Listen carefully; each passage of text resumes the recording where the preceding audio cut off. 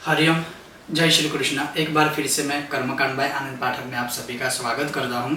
और नामकरण संस्कार, बच्चों का जो नामकरण संस्कार किया जाता है, चलो वो तो है ही, लेकिन वो जो संस्कार है वो तो है, लेकिन उसके अलावा बच्चे या बच्ची जो भी पुत्र या पुत्री का जन्म होता है उसके बाद छठे दिन, जिसे षष्ठी पूजन भी कहते हैं, और हर एक प्रांत के अनुसार कि कोई लोग उसे छठी रखना या छठी की पूजा करना, कोई षष्ठी देवी बोलते हैं।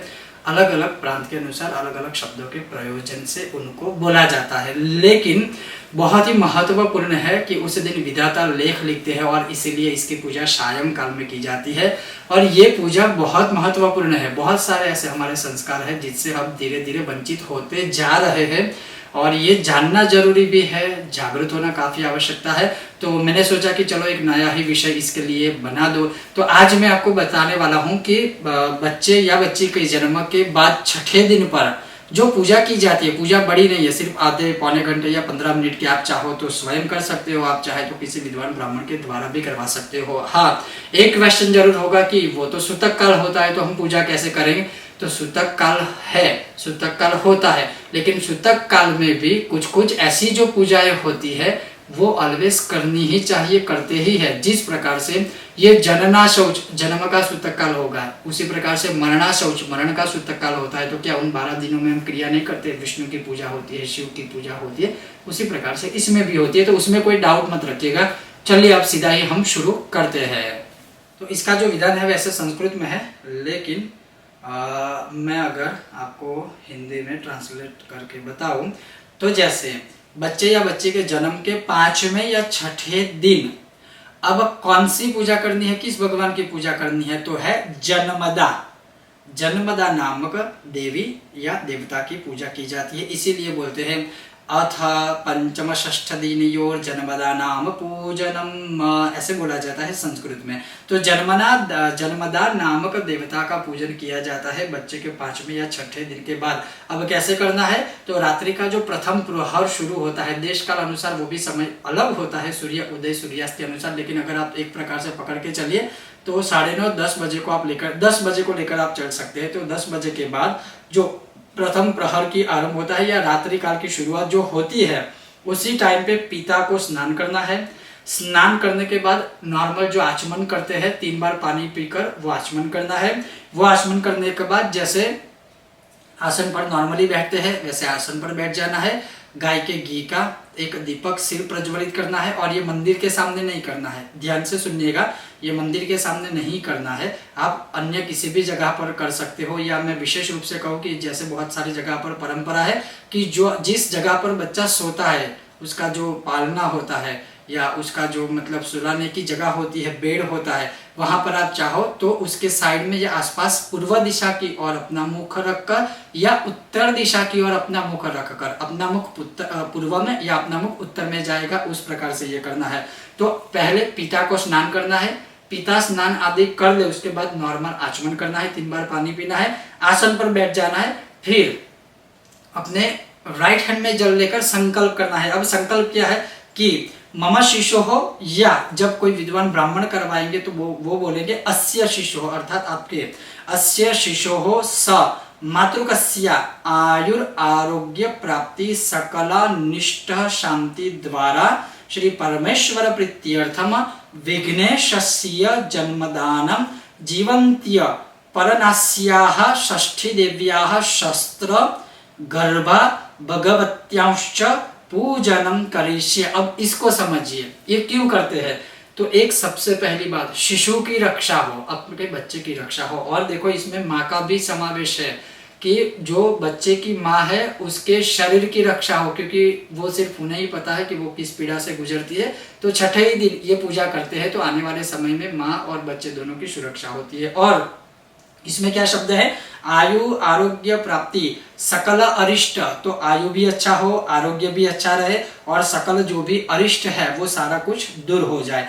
तो इसके लिए विघ्नेशस्य जन्मदानम, भगवान विघ्नेश जन्मदानम जीवंत्य परम नामनः षष्ठी देव्यः, तो गणेश अर्थात विघ्नेश, गणेश जी का विघ्नेश स्वरूप है उनका पूजन, जन्मदा देवता का पूजन जो विधाता है लेख लिखते हैं उनका पूजन, और जो षष्ठी देवी है उनका पूजन किया जाता है। उसमें है एक चौकी लगानी है, मतलब एक छोटा सा चौकी या बाजोट या जो भी आपके पास पटड़ा है उसके ऊपर सफ़ेद वस्त्र आप बिछाइए, सफ़ेद कपड़ा बिछाइए, उसके ऊपर अक्षत की एक ढेरी बनाइए, एक अक्षत पुंज बनाइए, उसके ऊपर एक सुपारी रख दीजिए, सिर्फ एक सुपारी। फिर हाथ में अक्षत लेकर आपको बोलना है कि आया ही वरदा देवी महाषष्ठी विश्रुते शक्ति सह बालम में रक्ष जागर वासरे।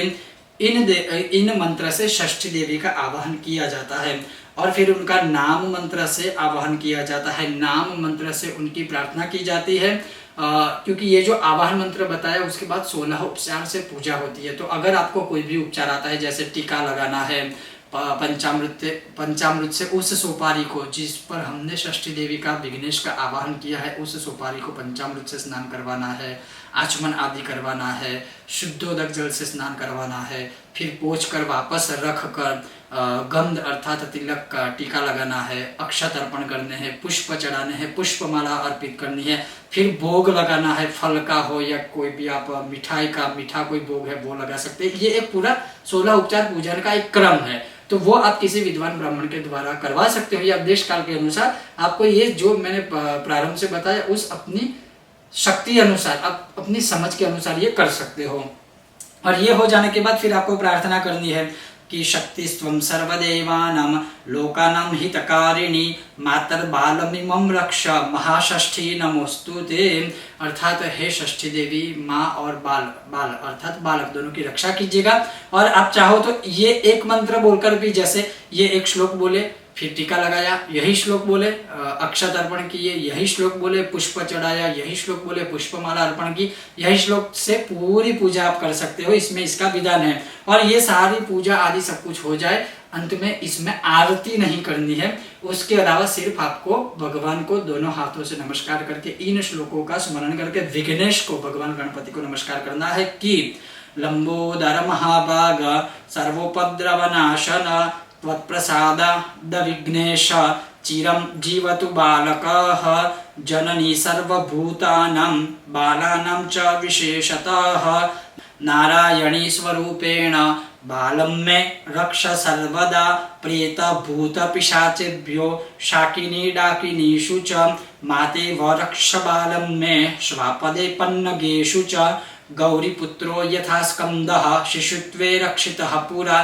तथा ममाप्ययं बालः षष्ठी के रक्ष्यतां नमः। अब आप खुद इन श्लोकों को अगर समझोगे तो उसका मैं सार बताऊं कि जननी सर्वभूतानां, सर्वभूतों की अर्थात पूरे समस्त जगत की जो जननी है वो, उनसे भी प्रार्थना की है। लंबोदर महाभागा सर्वोपद्रव नाशन, विघ्नेश को प्रार्थना की सर्व उपद्रव नाश करो। लेकिन अगर यहाँ पर मूल अगर मैं आपको जहाँ बात करूँ कि जननी सर्वभूतानां बालानां च विशेषतः नारायणी स्वरूप ने बालम में रक्ष सर्वदा, नारायणी स्वरूप में मेरे बालक की आप रक्षा कीजिए, चाहे वो पुत्र है या पुत्री है। प्रेत भूत पिशाचेभ्यो शाकिनी डाकिनीषु च, हम कहते हैं ना कि छोटा बच्चा होता है तो नजर जल्दी लग जाती है, तो नजर सिर्फ इंसानों की नहीं लगती, लेकिन जो उपद्रवी शक्तियां होती है, जैसे इसमें लिखा है प्रेत भूत पिशाचेभ्यो शाकिनी डाकिनीषु च माते व रक्ष बालम में श्वापदे पन्नगेषु च, वो बालक के साथ माता की भी रक्षा कीजिए। और लिखा है कि गौरी पुत्रो, गौरी पुत्र जो स्कंद है वो, और भगवान गणपति, गौरी पुत्रो यथा स्कंद शिशुत्वे रक्षितः पुरा, वो दोनों भी हमारे शिशु की रक्षा करें।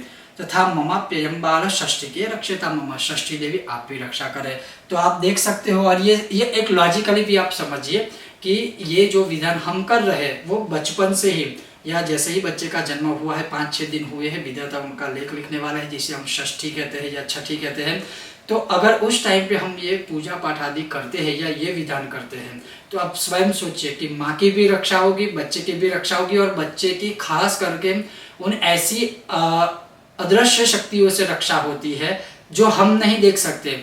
जैसे मैं एक उदाहरण आपको दे सकता हूँ जो हमारे शास्त्रों में है कि 1 साल तक, 6 महीने तक या 1.5-2 साल तक आप स्वयं ये चीज देखिएगा। और स्पेशली मैं बहुत छोटी आयु 1 महीने की बात करूंगा, कि 1-1.5 महीने का अगर कोई बच्चा है तो आप वो गौर कीजिएगा कि कभी कभी खुद हंसता है, कभी कभी खुद रोता है, कभी कभी ऐसी कोई चीज करता है जो मतलब हम जैसे, जो मतलब हम बड़े हैं वो सोचकर भी सोचेंगे कि अचानक से होता क्या है। तो भगवान की ये देन है या भगवान की ये शक्ति भी बोल सकते हैं, भगवान का वरदान भी बोल सकते हैं, भगवान का श्राप भी बोल सकते हैं कि ये जो सारी उपद्रविया शक्तियां मैंने जो आपको बताई ना, वो बच्चे को पता होती है, वो बच्चे के स्वरूप में देख सकता है लेकिन वो बोल नहीं सकता है, तो वही रिएक्ट करता है। और इसीलिए हम बहुत सारी चीजें मतलब फिर अलग अलग प्रकार के तर्क वितर्क करते हैं, लेकिन ये गरुड़ पुराण आदि में दिया हुआ है।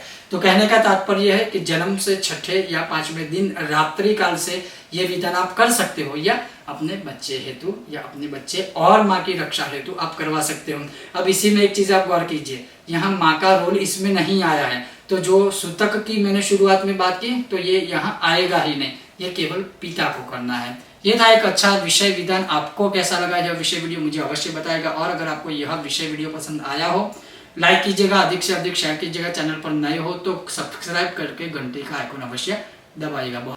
बहुत जल्द मिलते हैं नए विषय और वीडियो के साथ, तब तक देखते रहिए कर्मकांड बाय आनंद पाठक। ओम गणेश, जय श्री कृष्ण, श्रीमन नारायण।